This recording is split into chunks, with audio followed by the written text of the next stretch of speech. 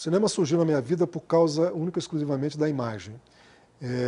Quando comecei, aliás, quando eu cheguei no Rio de Janeiro, o que eu queria mesmo era ser fotógrafo.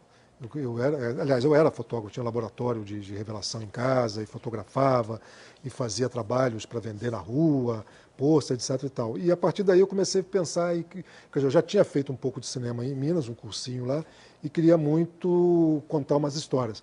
Em Belo Horizonte, por exemplo, eu vi, em 1971, eu vi o filme do Truffaut, o Noite Americana, e falei, isso que eu quero fazer, eu quero ser esse cara, eu quero ser o Truffaut. Pô.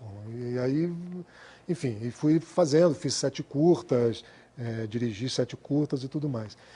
Mas eu já sentia naquela época, desde que eu comecei, eu já sentia que a parte que mais me agradava, o que me deixava mais feliz, era criando a história, era escrevendo o roteiro, criando os personagens, descrevendo as emoções, as ações, o que eu queria mesmo era ser roteirista.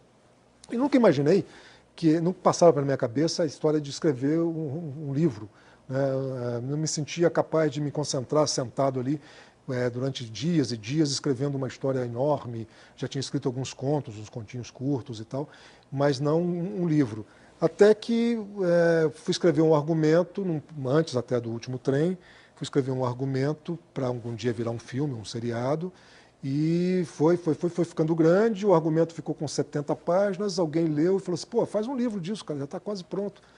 Aí eu falei, bom, legal, vou pesquisar mais um pouquinho, sentei, comecei e fiz um livro. Aí me deu aquela coisa de, porra, quero escrever, é isso que eu quero fazer na minha vida, eu quero escrever mesmo. E a relação do cinema com a literatura é estreitíssima, porque, na verdade, o cinema começa com a literatura. Todo filme começa literário, ou seja, começa com um roteiro ou com um argumento, que é uma peça literária, um conto, enfim, se desenvolve uma história e depois se roteiriza e se filma.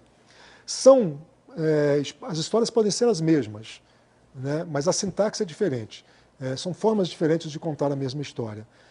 Um livro, por exemplo, quando você pega um livro e vai fazer daquilo um filme, você transforma aquela história literária numa história cinematográfica, de uma maneira absolutamente diferente. Às vezes boa, às vezes não tão boa, mas válido, sensacional.